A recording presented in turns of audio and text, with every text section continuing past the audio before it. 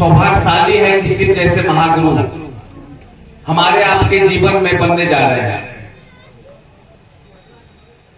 जिसके बारे में हम आप कल्पना भी नहीं किए थे, वो वास्तविकता में अभी बदल गया है। इसकी देन है वरेण्य गुरुभ्राता साहेब श्री हरिंद्रानंद जी का, जिन्होंने हमने अपने खानदान दर खानदान से महादेव को बाबा के रूप में पूजा अर्चनाएं की, भगवान शिव के रूप में हम आप पूजा अर्चनाएं की। जीवन की सारी मनोकामनाएं हमको आपको सिद्ध हुआ जीवन में, क्योंकि जब तक हम लोगों को फायदा नहीं होता है, हम लोग मानव तन में आए हैं, जब तक लाभ नहीं मिलेगा तब तक हम लोग घर से बाहर भी नहीं निकलते हैं। आज वरेण्य गुरुभ्राता साहेब श्री महादेव को गुरु स्वरूप में हमारे आपके सामने लाके रख दिया, जिसका हम आप कल्पना भी नहीं कर सकते थे, सोच भी नहीं सकते थे कि महादेव जैसे महागुरु हमारे और आपके जीवन में गुरु हो सकते हैं। इसलिए बड़भागी है हम आप, ऋणी है साहेब श्री का, दीदी नीलमानंद का, जिन्होंने महादेव को गुरु स्वरूप में हमको आपको दिया। इसलिए सारे भाई बहन से जहां तक हमारी आवाज जा रही हो, मैं आग्रह करना चाहता हूं कि जिस महादेव को आपने भगवान और बाबा के रूप में पूजा किया, आप महादेव को गुरु के स्वरूप में जुड़ जाइए। अगर आपको विश्वास नहीं है, प्रतिष्ठा गिरने की सवाल आता है, तो अश्रद्धा और विश्वास में आप महादेव को अपना बनाइए, अपना गुरु के रूप में दिल में कायम कीजिए और 3 सूत्र कीजिए। पहला में दया की याचना कीजिए कि हे महादेव, आप मेरे गुरु हैं, मैं आपका शिष्य हूं, मुझ शिष्य पर दया कीजिए सरकार। मन ही मन, जिस प्रकार कहते हैं हारे को हरि मिलता है, उसी प्रकार हारे हुए मन से गुरु से दया की याचना कीजिए।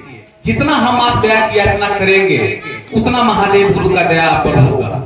आप नहीं भी अगर शिष्य बनाते हैं तो सिर्फ दया मांगकर देखिए। अश्रद्धा और विश्वास में साहेब श्री भी अश्रद्धा और विश्वास में महादेव को अपना गुरु बनाया, उसके बाद उनको जीवन में विश्वास और श्रद्धा कायम हुआ और उनको पता चला कि मैंने शिव को गुरु बनाकर अपने जीवन को सफलता और अच्छे गुरु के, सामर्थ्यवान गुरु के शरण में हम लोग जाने का काम किए।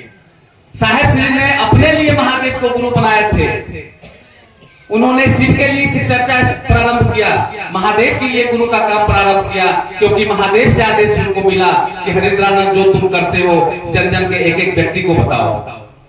आज उन्होंने बेईमानी करने का काम नहीं किया, ईमानदारी पूर्वक अपने गुरु के वचन को मरते मरते शिवलीन होते होते उन्होंने निभाने का काम किया। और आज भी शरीर में हमारे साहेब श्री और दीदी मां नहीं है, तब भी कृत्रिम गति से शिव गुरु का काम ईमानदारी से वो कर रहे हैं, क्योंकि जानते हैं कि महादेव सामर्थ्यवान गुरु है। हमको आपको भी जानना होगा, साहेब श्री तो हमारा आपका साथ दे रहे हैं, लेकिन हम आप भी अपना काम करते हुए, साहेब श्री कभी नहीं बोले कि आप अपना काम छोड़ दीजिए। वो बार बार कोई गुरु भाई गुरु बहन पहुंचते थे मुख्यालय उपवन साहेब श्री के पास, वो पूछते थे कि आप क्या कुछ करते हैं या बैठे आप सिर्फ अपने गुरु का काम में लगे रहते हैं। उनका जिज्ञासा रहता था कि कोई भी भाई बहन है अपने अपने कामों में लगे रहे, जैसे उनको 2 पैसा का लाभ हो, तब न वो गुरु का काम करेंगे। बराबर सारे भाई बहन से वो जिज्ञासा लेते रहते थे। इसलिए अपना घर का एक एक काम करना है, जवाबदेही निभाना है, उसके बाद जो हमको आपको समय मिलता है अपने गुरु के काम करें, क्योंकि मेरे अपने गुरु हैं, उनको अपना समझिए। साहेब श्री ये दर्द है शिव गुरु का परिचर्चा, उनका दर्द को हम लोग कायम रखें। हमारे दीदी माँ का ये जो बगिया लगाया हुआ है, उस बगिया को हम आप सींचने का काम करें। हमारे साहेब श्री ने राजमार्ग बना दिया, आओ चले शिव की ओर। इसलिए हम आप भी शिव की ओर चलने का प्रयास करें, गुरु का काम करने का प्रयास करें। दूसरा काम है अपने गुरु की बातें जन जन को बताना। हम आप जो अपने जीवन में गुरु बनाने की बात किए, साहेब श्री ने जो दिया 3 सूत्र, उसके बारे में दूसरे को बताइए, जोड़ने का प्रयास कीजिए, समझाइएगा। समझाने से तो सब लोग समझ लेता है। आप अच्छी बात को समझाने के लिए हम आप निकले हैं, तो उनको समझ में आ जाएगा। आप बताते रहिए और जब वो समझ जाए तो उनकी नामों की घोषणा आप कर दीजिए, उनको भी शिव की ओर ले चलने का हम आप प्रयास कीजिए। यही दूसरा सूत्र है। और तीसरा में है अपने गुरु को नमन करना। नमः शिवाय का महामंत्र मिला है। हम लोग नमः शिवाय के महामंत्र से रुद्राक्ष की माला पर 108 बार करें या श्वास की विधि से हम लोग नमः शिवाय का मंत्र का हम लोग उच्चारण करें। यही 3 सूत्र साहेब श्री ने दिया। इसमें कोई चौथा सूत्र नहीं है, अलग से कोई नियम नहीं है। जो साहेब का नियम कानून बनाया है उस नियम कानून पर हम लोग को चलना चाहिए। और जब साहेब श्री को अपना बनाएंगे, दीदी माँ को अपना बनाएंगे, उनको लेकर चलिए, उनको समझिए, तब आपको महादेव गुरु की दया मिलेगी।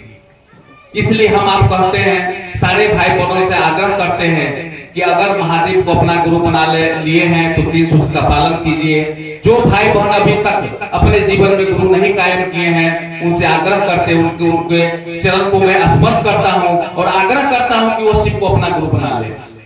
क्योंकि शिव गुरु हमारे कल्याणकर्ता गुरु है। जिसके गुरु कल्याण करता हो, उनके शिष्य के जीवन में कल्याण ही कल्याण होता है। इसलिए हम आप शिव को अपना गुरु बनाकर शिव की ओर चलने का प्रयास करें, अपने गुरु का काम ईमानदारी से करने का प्रयास करें। चले इसी चंदवानी के साथ अपना चर्चा अपने गुरु के चरणों में रखते हुए सारे